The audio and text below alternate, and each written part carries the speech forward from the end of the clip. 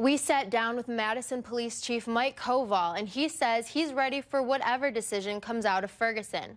These specially designed t-shirts are flying off the racks. In just under an hour, a vigil will be held here at Rose Commons Park in Fitchburg tonight in honor of Ashley Steele and Casey Tollefspool. Looking at all of this, it's almost unbelievable to think that this started as a basement haunted house. Over 6 years, it has become so much more than that. Prosecutors say John Doe investigations are valuable when it comes to collecting evidence and testimonies. Today, a council for the United Methodist Church is expected to decide the fate of this reverend's credentials, honoring 2 lives lost too soon.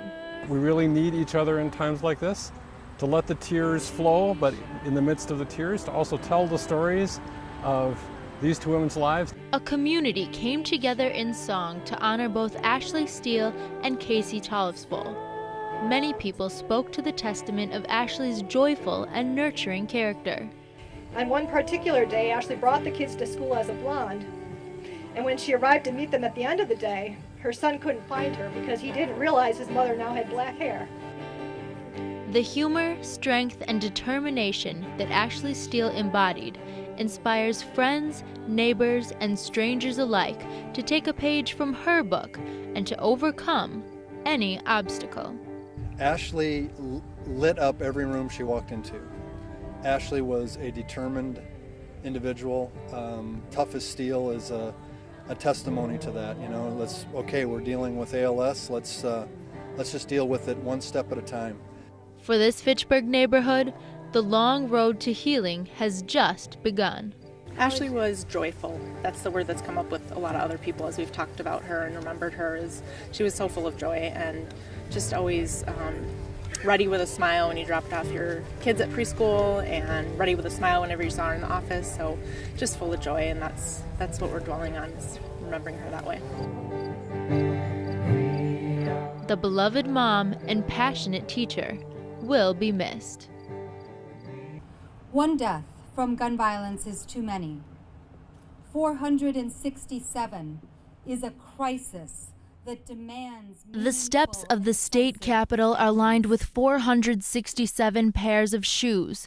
The sight is impactful, and the message even more so. When you think about the lives of the 460 people whose shoes are here today, they deserve a great future. Policemen, legislators, and even citizens have gathered on these steps as part of the Hearts and Souls rally to prevent gun violence. I was a survivor of a violent act of gun. I was robbed and raped at gunpoint. Christina is now an activist with the Wisconsin Anti-Violence Effort, or WAVE, and she carries the weight of her message through her harrowing experience. Because I was allowed to live, I just feel like I need to work hard to prevent this from from it happening to others. WAVE's executive director, Jerry Bonavia, explains the significance of their efforts. That's why we are traveling around the state with these 467 pairs of shoes, to raise our voices and demand the actions that will help save lives and prevent this devastation. For activists like Christina and Jerry, the fight for universal background checks is not over. I think one of the most important things that we can remember is that gun violence is preventable. It doesn't have to be like this.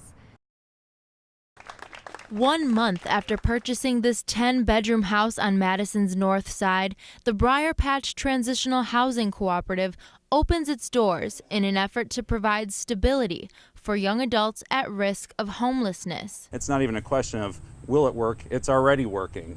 The young people that are going to be living here or who are living here as of a week and a half, 2 weeks ago, did not have a place to stay, and today they do. In a collaboration between the community and the county board, this facility will provide services such as job search support and financial literacy education.